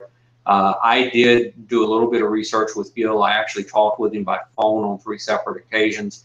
I don't agree with everything that he has put out as far as his evidence. I do agree with some of it, however. My timeline is different from him, and I want people to know that the things that I put in my book are not a complete rehash of Gil Broussard's material. I mentioned Gil Broussard in my book simply because he had a handful of things that seem to agree with and concur with the data that I was able to dig up on my own. And Gil was very helpful. He is an astronomer. I did ask him a number of astronomy and mathematical questions, and he helped me with a number of things. So I have nothing but good things to say about Gil, but I do want people to know that I didn't pull all of my information from him. And there are some points where Gil and I had discussion to where we see things in a different light. The timetable that I put in the back of my book, and probably not timetable, but the tracking that I put in the back of my book, goes through history and just tracks a cycle of events where this particular object may have been involved in what happened. Since I have put it in the book, I've actually found one other that possibly could be added. I'm still researching and I'm hesitant to throw it in there. The ones that I did put in, I researched them thoroughly. They fell in the right place, and when I say right place, within a matter of a few years, and I felt very comfortable about putting them in there. It's in one of the appendixes, and it is something that as I put it into the book and began to track different appearances of this object, I felt very comfortable putting it in print. One of the ones that was just kind of a cornerstone, obviously, is the flood. I went back a few years before that, and because the flood happened after the flood happened 1656 years after creation. So if this object is there, is this the first appearance of the flood, or is there others? There's actually something included in the book of Jasher that talks about another major flood that happened before Noah's flood. And this flood was the flood of the river Gihon, and it destroyed, I believe it says, a third part of the earth, which I found extremely interesting on two levels. Number one, it gave Noah a real good idea of what to expect. And then on another level, it kind of gave me a point of, hey, when did this occur? And as I tracked it out just by cross-referencing the people who were referenced in that particular portion of the book of Jasher as it having taken place in their days, it matched up, and it matched up almost exactly to the year, within a few years. As I moved forward, there were other points in history, and some of the other points in the history are fairly definitive, and some of them are just, they fell in the right spot. One of the ones that fell in the right spot, of course, is the crucifixion of Christ. You have a period of 3 hours of darkness during the crucifixion of Christ and a tremendous earthquake. Number one, Christ was crucified during a period of time in which there would have been a full moon. You do not have a eclipse, a lunar eclipse that would provide a period of darkness when you have a full moon. That comes during a new moon, when the moon's on the other side of the world. So it could not have been an eclipse that caused this. The other thing is that that period of darkness lasted for 3 hours. I have never, ever in all of my research been able to find a single eclipse that lasted for more than a matter of a few minutes. as they expand across. So, you know, you have some that last, they're lengthy, they last for up to an hour, partial eclipses, things of that nature, but not a full eclipse where everything is dark for a period of 3 hours. Just doesn't happen. That said to me that this had to be something completely different. It also, during the crucifixion of Christ, you have a tremendous earthquake, such that opened a lot of the graves. This is revealed for us in the book of Matthew. And again, I'm going right off the top of my head here, Josh. There's other things that in this list. I think I've listed about 10 different items in the list. One of the others that really stood out to me is recorded in the Egyptian and the Chinese dynasties. The Chinese recorded this with their astronomers. The Egyptians, in the same time, recorded this in their studies in the Egyptian papyrus. Both are very well documented. Both of these cultures and societies, astronomy was very important to them. This event happened around 1486 BC. This would be shortly after the children of Israel had left the land of Egypt and were now about to enter into the land of Canaan. This is about the time of Joshua. And during this particular time, both in Egypt and China, you have a very large object that is recorded in the sky that grew to an enormous size and caused a tremendous amount of damage. And it's recorded in both of these cultures very vividly and very plainly. The Egyptians they measured things in lengths of rods, and they measured a full moon as being 5 rods in width. They measured this particular object as being 100 rods in width. That's 20 times the size of a full moon. And they specify that they are measuring the physical disk as opposed to the tail of a comet that takes up a larger portion of the sky. They weren't measuring that. They were measuring the body of the disk itself, more than 20 times the size of the full moon.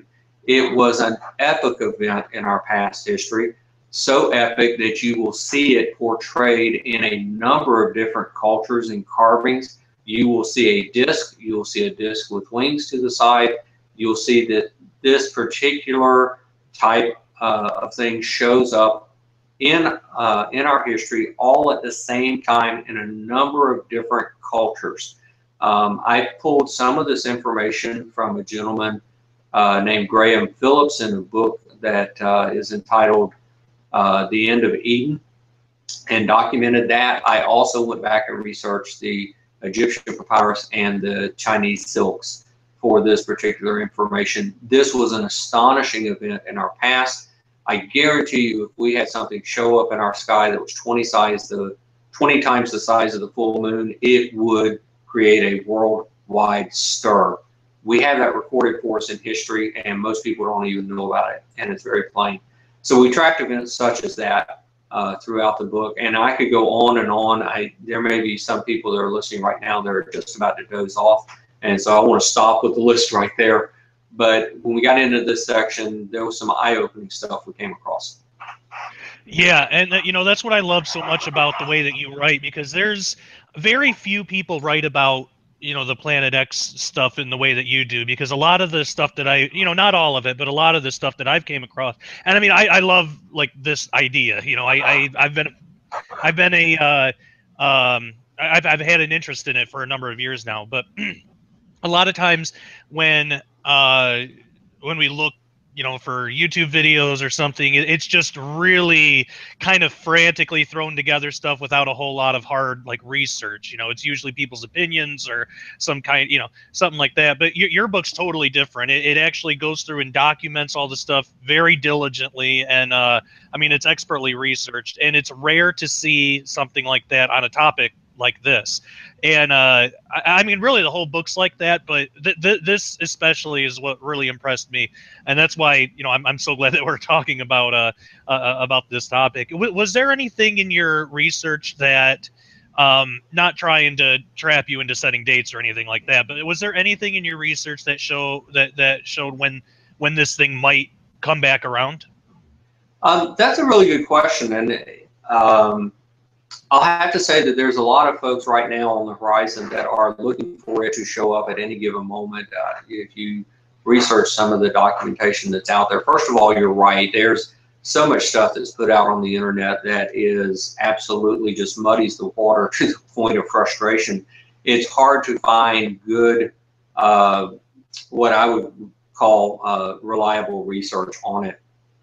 But there are some people out there that feel like that it is on the horizon, and we'll see it again very soon. I have to say that I have been dragged into the Planet X camp kicking and screaming. It's not something that, you know, I don't have a t-shirt in my closet that says I believe in Planet X. I don't have any signs that I march up and down the street with saying, hey, Planet X is coming, you better prepare. I was pulled into this by the research, and it's the research that kind of keeps me grounded at this point. We started off this conversation with me telling you about my faith. My faith and hope and trust is in Jesus Christ, Him alone. He spoke of an event that was in our future that was absolutely devastating. My book looked at an event that was in our past that was absolutely devastating. I think these two events may be tied together. There's a lot of people that, with the current events of what's going on here in September, the political unrest around the world, some of the things that are going to happen in early October, they are pointing to, hey, now is the time things are going to happen. I even saw this morning on Facebook, someone posted actually it was a very well put together portrayal of the rapture around the Jewish holiday of Rosh Hashanah. And that particular Feast of Trumpets, Rosh Hashanah, is something that does point to the rapture of the church. It's very clearly there. Is that going to happen today or tomorrow? I honestly don't know. Is Planet X going to come back next week? Is it in our solar system? I will tell you this, I don't think it's going to sneak up on us. I think it's something that when it becomes visible, it will be visible and be able to be tracked for a while by those with telescopes who know where to look, but eventually by people with their naked eye. We see sometimes how bright Venus can get in the sky, and you may remember just several months ago there were a conjunction of Venus and Jupiter that was just absolutely spectacular in the sky for a while. I don't think it's going to sneak up on us, but as I do my counting, as I do my tracking, I think to say that it's going to come back this year is a few years early. You know, again, I'm dragged into this argument kicking and screaming. I want to keep both feet on solid ground and proceed with caution, but proceed with confidence. Absolutely, that's the way to go. That is the way to go, and I think that's very wise. Well, that's fantastic. We did have some viewer questions sent in. Actually, we had let's see, we had two. For the audience, if you want to have the chance to send in viewer questions, join the Sharpening group on Facebook. Actually, it's probably, by the time you're watching this, is probably the Sharpening Report group, because we're adding the report thing in there. But join that on Facebook, and you will have the chance to send in viewer questions. Anytime we have a guest on, I pin a post in the group that says who the guest is, what the book is, what the show is going to be about, and give you the opportunity to send in your questions. So if you want to do that, join the Sharpening group, and you'll have that opportunity. All right, so let's get into these. We have two of them sent in. One of them's kind of doozy, but we'll start with this first one. Hey, let's go. Let's play with it. Let's see where this goes. Absolutely. I've been for those of you who haven't joined the group yet, I joined the group last week. It's a very active group. Some interesting discussion there. So my palms are sweating. Go ahead, Josh.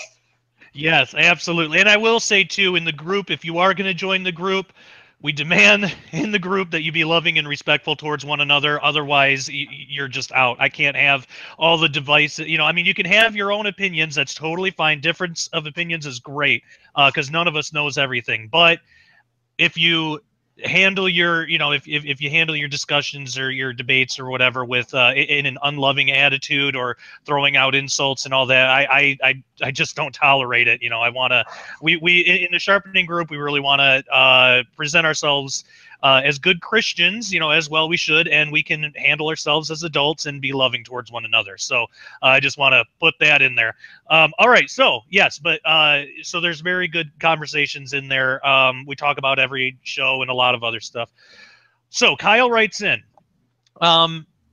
maybe antediluvian technology. I think so many people think God destroyed some primitive nomads for homosexuality. Civilization was far advanced than today. You guys are awesome. All right, thank you, Kyle. So, Mark, what do you think about the idea of antediluvian technology? Oh, that's a really good question, and a deep, deep well to kind of start digging in. I think that we at times, and maybe this is promoted by our own education as we grow up, we think of ancient civilizations as being very primitive, so to speak, in many different areas. And I think before the flood, there was a lot of things going on. Now, where were they technology-wise? Did they have rockets? Did they have, the ability of flight? Did they have nuclear weapons? I mean, I've read all kinds of stuff. Did they have electricity? Did they have? I read all kinds of stuff. I find a lot of it interesting. I don't know how much of it that I find credible, but I find a lot of it interesting. I do think that one of the things that the fallen angels taught, and this goes back to the premise that Adam and Eve were given a commission to be fruitful, multiply, but also to take care of the earth and subdue it. They were to take care of God's creation, so to speak. And the fallen angels, the rebellious watchers, wanted to take over the creation. Well, one of the things that is actually revealed in the book of Enoch with regard to Azazel, and I mentioned him earlier in this conversation, is that he was teaching people about the magic of creation, as opposed to teaching people about the majesty of the Creator. It is very interesting when you look at some of the things that became a part of the civilization of that time shortly after the Watchers began to rebel and began to teach mankind more and more about nature. I have to say in my conclusion with the book that there were a lot of things going on before the flood that would not have necessitated, now they weren't pleasing to the Creator by any stretch of the imagination, but they certainly would not have necessitated the destruction of the world, especially not on a global level. They absolutely would not have. And that was one of the things that I scratched my head over a little bit going in, but the more and more I researched, the more and more I scratched my head over this, because I just didn't see a reason as to why the entire world needed to be destroyed. Fallen angels aside, they were, chained and imprisoned and, taken care of. Giants aside, they killed themselves off after less than 500 years, according to the book of Enoch. And so they were kind of taken care of. Their descendants aside, their descendants actually promoted themselves as demigods and commanded that they be worshipped and served. And I think there was a lot of that going on. So there was a battle going on between God's creation and the deviation that it was taking place at the time. Is that battle being won or being lost? I think that mankind had every opportunity to win that battle and have the Creator God fight for them to win that battle. They didn't. They absolutely didn't. They didn't even fight that battle.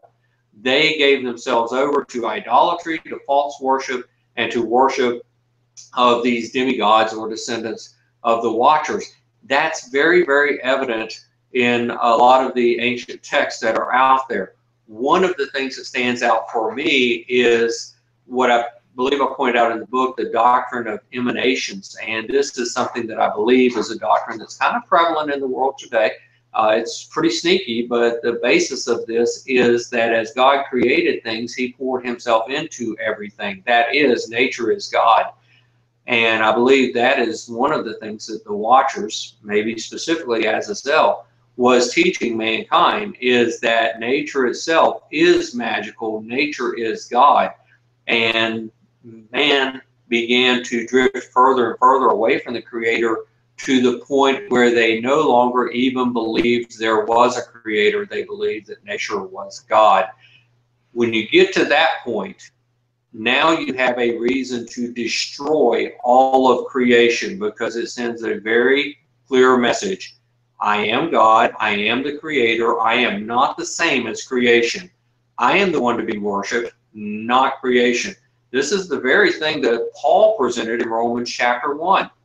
And if you read through that carefully, that is the point that Paul's trying to drive home.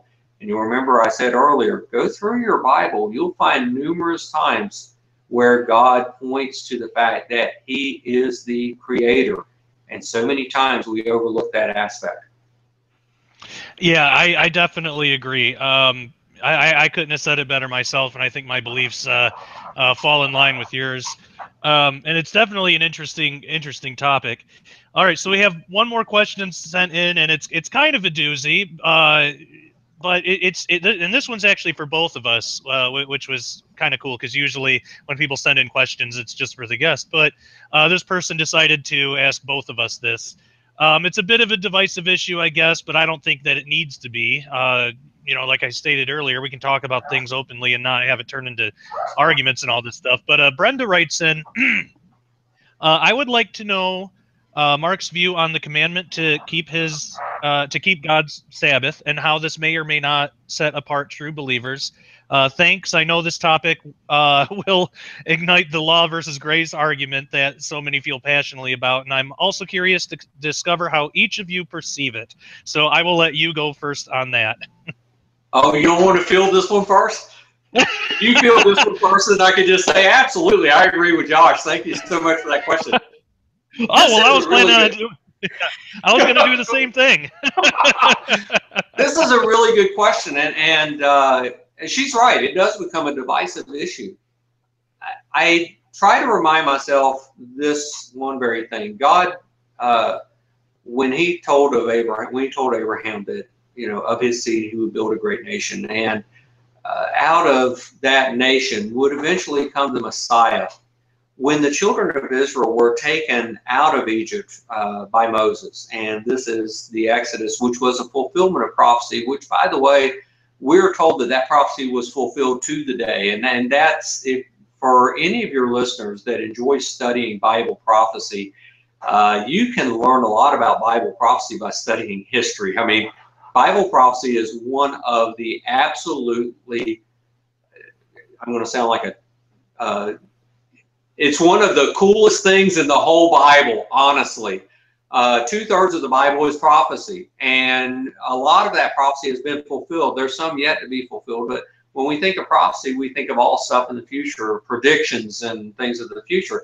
A lot of the institutions that were given through Moses to the children of Israel after they left the land of Egypt, while they were wandering around in the desert, I mean, you know, this was a good teaching opportunity for them. I don't think God planned on spending 40 years to teach them this, but they kind of signed up for the extended course by not going into the land of Canaan.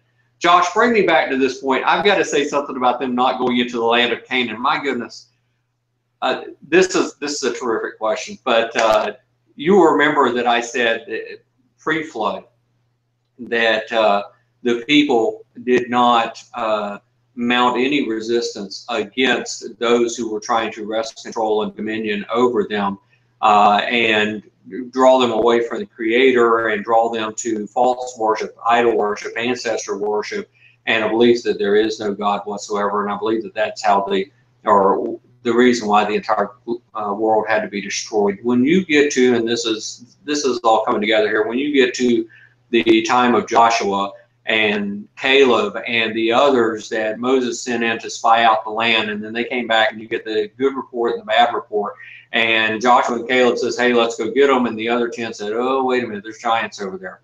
Oh my gosh, do we not have the same exact thing? We have the same exact thing. And Joshua and Caleb says, let's go get them. And these other 10 people says, I'm not so sure our God's big enough for this battle.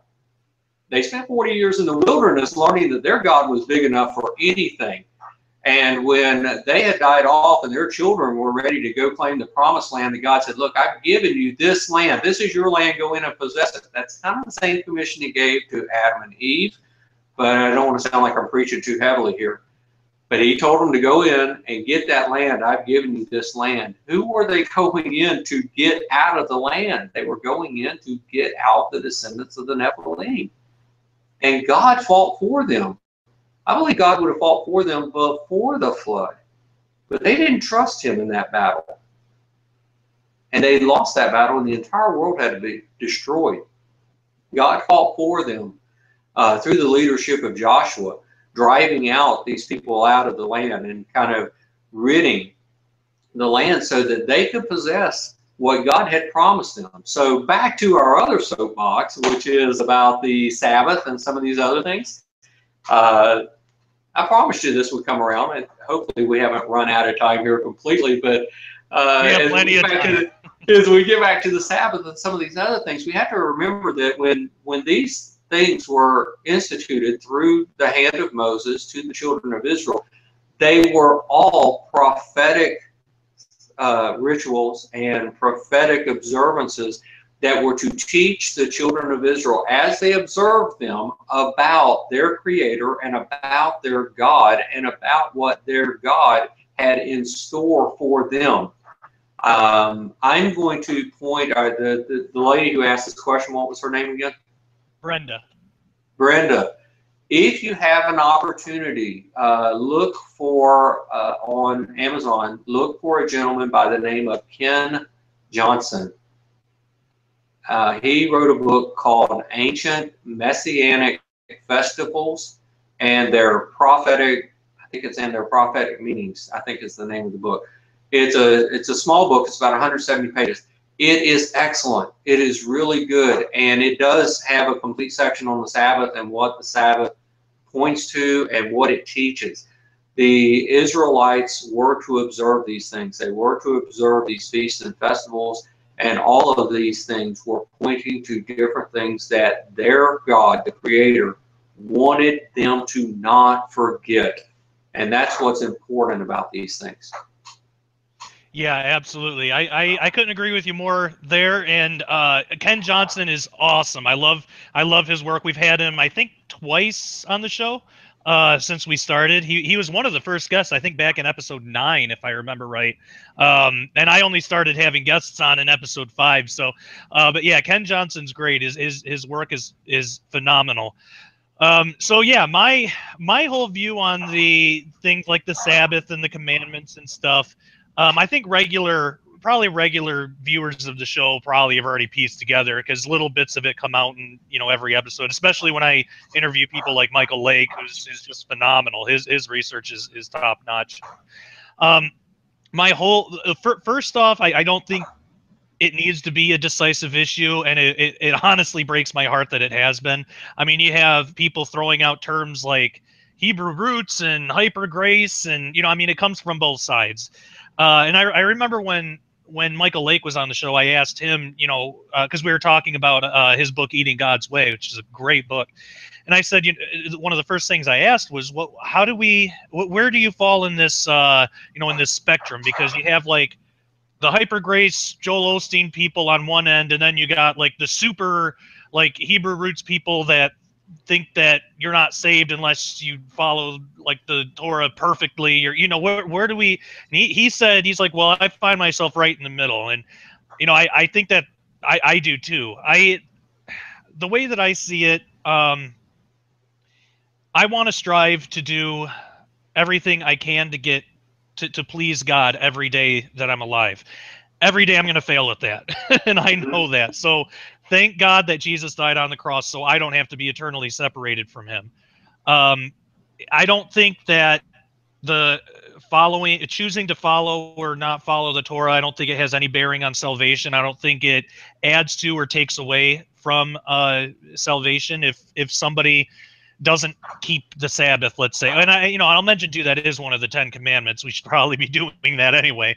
But I don't think that we need to take it so harshly to where we're going to say that people are going to be damned to hell if they don't. I mean, there are people like I personally. Here's another really divisive thing in this. I personally don't eat pork anymore, but I'm not.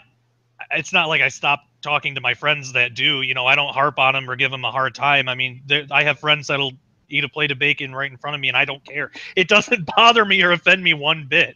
And, I think that that's the thing that we need to realize is we don't need to make this a divisive issue. Like, just because, and actually Michael Lake had a really important thing too, I think, in the interview I did with them, because I asked him, well, if we see somebody doing something that we may believe is wrong, or that we feel God telling us not to do, how do we react? And basically it's, if there's an opportunity, if they're open to hear it, then talk to them. But if not, then just assume that they're not in that path. They're not to that point yet. I mean, we can think about our own lives. There are things that I still do on a daily basis that I know I shouldn't, and things that people have been able to stop doing that are way younger than me, and then there are things that I have stopped doing that there are people that aren't going to be able to. We all have our own walk. We all have our personal relationship with Jesus, and I don't think we can judge somebody else, or should judge somebody else based on what we do or don't do for God. So I guess, I'm totally on a soapbox here. So you were on yours, so I'm totally fine being on mine. But the main thing that I feel about it is it doesn't need to be divisive. We can talk about these things lovingly. I mean, I posted an article last night about something along these lines, and the article was great. I really identified with it, but I wanted to see if can we talk about something that's, because I know in the Sharpening group there's people from all beliefs, within Christianity. There's some people who are more on the Hebrew roots side or whatever, and then more that are on the other end of that, and we have a good variety. So but yeah, I mean, the whole thread, I mean, I think it's over 100 comments by now. The whole thread, except for maybe one comment, I'm still trying to figure out what anyway, I'm not going to get into that. But the whole thread basically was really good. It was a good discussion on from both ends. So to me, that was the true blessing. It was like, we really can talk about this and not be up in arms, not call each other names, not, get into all this. Also, in me saying this, because I know a lot of people, like, I've never really just came out and told my views on it. I'm not going to be the kind of person that's going to post a ton of memes on Facebook and say, if you eat pork, you're going to die. Or I'm not that kind of person at all. I've never been. I'm not going to be.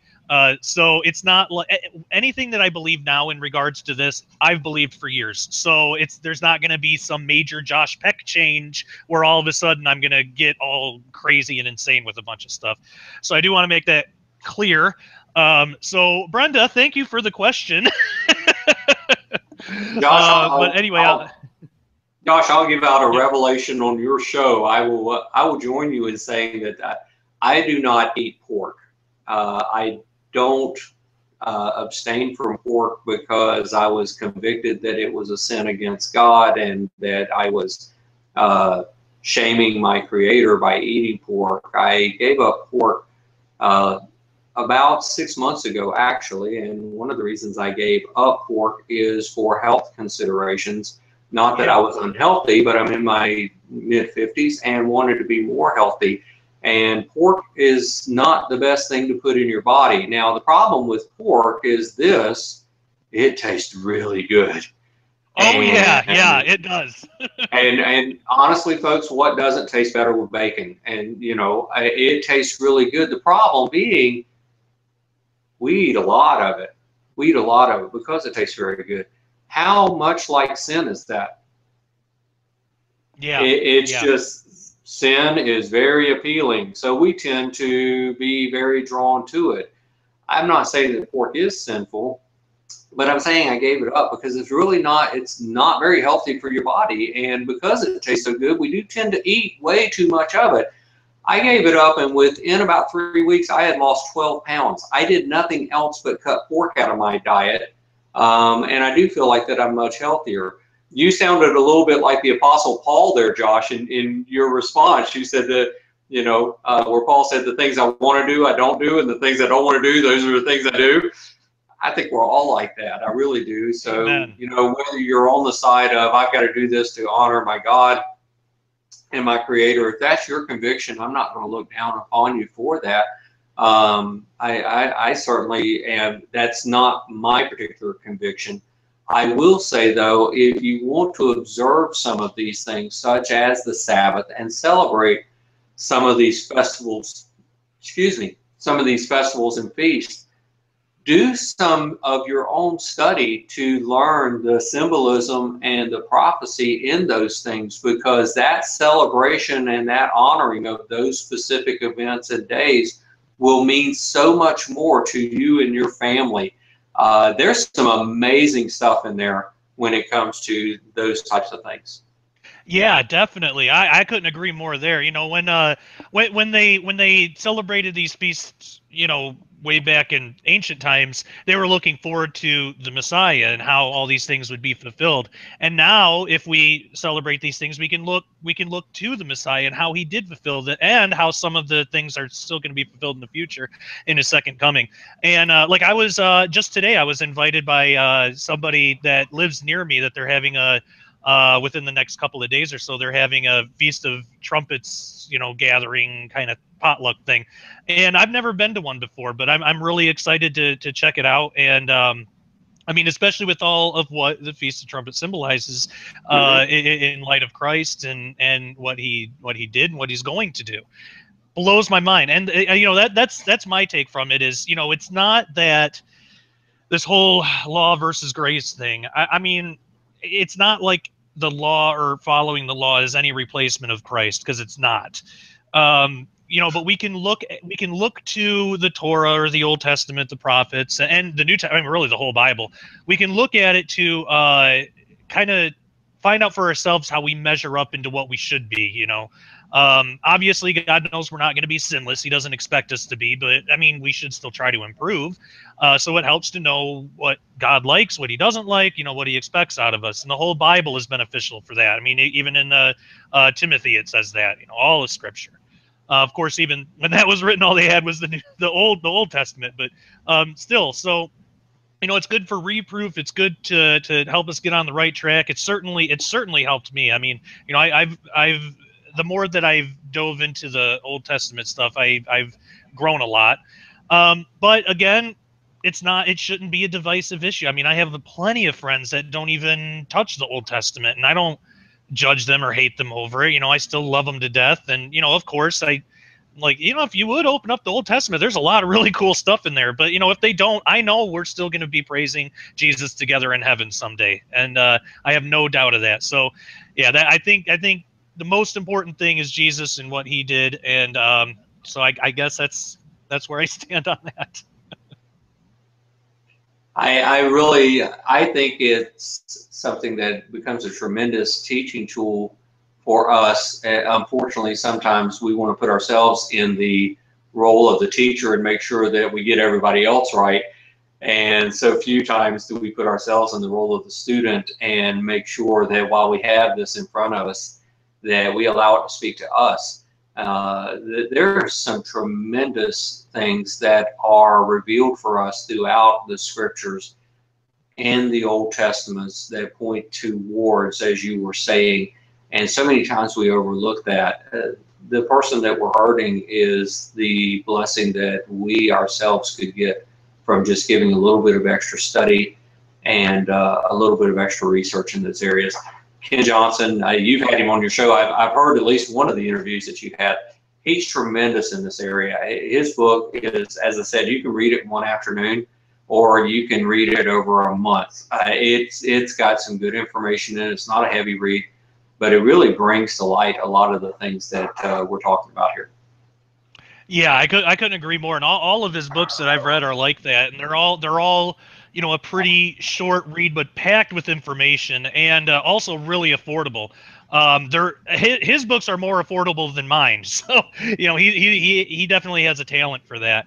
Well, you write much thicker books, Josh. Your books are a little bit thicker. Yeah, you're right. I think most of his books are like $10 or $11, and you know, real good reads. You can sit down with them and in one afternoon or a couple of days, depending on your reading speed, and they're very enlightening. Very enlightening. Definitely, and yeah, we're gonna have to have him back on again sometime soon. So yeah, I mean, great viewer questions. Thank you, Brenda and Kyle, for sending those in. Again, if you, the audience, would like your own chance to get me up on a soapbox or ask the guest the question, feel free to join the Sharpening group, or actually, it'll be the Sharpening Report group, and you'll have your opportunity. Right. Well, so it's looking like we're getting about all out of time here. But if people want to know more about you, your work, or order your book, where can they go to do that? I do have a website. It's Mark Combs Author, and I spell my first name with a K, M-A-R-K. The last name is C-O-M-B-S, author.com. And on that website, we try to make it fairly easy to get around, find your way around on that website. If you get on there and you just can't find what you're looking for, I think there's a contact me, where it'll send a direct email to directly me, and I try my best to respond to emails as quickly as I can. But if you find that, hey, it's not so easy to find my way around on this website, let me know about that, because I want people to be able to find what they're looking for. My book is listed under a tab called Books and Audio, and it does have a description of the book. You can actually order a personalized copy from me through the website if that's what you want to do. Amazon sells it a few dollars cheaper. If you want to get it through Amazon, that doesn't hurt my feelings at all. I like the bargain basement shelf price. If I can get it every now and then, Amazon sells it a little bit cheaper. So, that's the options there. You can find me on Facebook. I prefer that people connect to me through my Splinter in the Mind's Eye page. I do have a personal page where, I do some things there, but the Splinter in the Mind's Eye page is place where I'm more apt to talk about interviews that I do, the book, things of that nature, than my personal page. That's usually friends and family for the most part. So those are usually the two ways to connect with me there. Fantastic. Before we go, if you had to wrap up this interview in a final thought, what would you want the audience to take away from this episode? I get asked that question from time to time, and it's something that I feel like as believers, as Christians, there are times that we look at the world about us and we view the world, or we see the world, as such a chaotic place. I mean, my goodness, there's political unrest everywhere. Even in our own country, we're up in arms about some of the things that, our leaders have done over the last few months, last few years. And some of that can be very unsettling at times. Realize this, God hasn't lost control. He is the creator of everything that we know as reality, and he has not lost control. He did not get up this morning and say, oh my goodness, look what happened down there. He is a sovereign God. He is an all-powerful God, and things are clicking along on his time clock, just as he said. In the book of Isaiah, he said that he tells the end from the beginning, and things are going to turn out just as he has told us they are going to turn out. Find some peace in that. And then also find some peace in who your creator is. I have so many people say, don't you want to just sometimes, get on your soapbox and, go out wailing and flailing and try to bring some people back into order here? My God's a pretty big boy, and he can really let people know that he is God. And one day he will do that. He tries to do that in a tender and a gentle way. He tries in everything that I've seen and everything I've experienced, he tries to make himself known to anyone who genuinely wants to know who he is and genuinely have a relationship with him. He is a loving God. But there will come a time when he will reintroduce himself into mankind. And he will let people know, I am the one who spoke everything into existence. I am the Lord your God. And that may not be such a pleasant time for some folks. Definitely. Very wise words. Well, it does look like we're about all out of time. I want to thank you so much, Mark, for coming on the show. This has been an absolute blast. We're definitely going to have you back on in the future. Josh, I enjoyed it. This is fun. And, thank you so much for giving me an opportunity to talk about my book and for, an opportunity to tell people, hey, if you're interested in reading these things, this is where you can get it. I really appreciate your support and, saying, hey, I've read through this book. I really enjoyed it, because I know you have a tremendous following, and I really appreciate that. So thank you for opening up a guest spot for me in your show. This has been quite an honor for me. Absolutely. The honor is all mine. I can't wait to see what you come up with in the future. I'm very excited. Thank you so much. I appreciate it. Yes, you're very welcome. All right. That again was Mark Combs, author of End the Beginning. It is a fantastic book. I certainly learned a lot, and I highly recommend it. There is information in here that you will not be able to hear anywhere else, I promise. If you would like to find more episodes of The Sharpening, you can do so at ministudyministry.com and my YouTube channel, youtube.com/Josh Peck Disclosure. Also, if you care to help support Mini Study Ministry, you can do so at ministudyministry.com. There actually is a special offer right now for any donation amount. You will get 5 of my books for free in PDF format. So check that out for more details. It's at ministudyministry.com. Donation of any amount, I'll send you my books. So your donations go to the everyday running of Mini Study Ministry and help bring more episodes of The Sharpening, as well as more books, other materials, research, that sort of thing. But I will say, as I do in every episode, only donate if you feel God leading you to do so. If you're not sure, or if you don't feel led, that is fine. You can always pray for us. We can always use more prayer. A lot of times that's more effective anyway. We're not 501c3, so your donations are not tax deductible. And I'm never going to be the type of person that's going to promise you extra blessings from God or a miraculous tenfold return on your money or anything like that. We're not in the business of making promises for God. But what I can promise is that your help, be it prayer or financial, is greatly appreciated. It keeps us going and is the only reason we're able to continue doing what we do. So, all that being said, thank you so much for joining us on The Sharpening. This has been The Sharpening, and I am your host, Josh Peck. As always, take care, and God bless.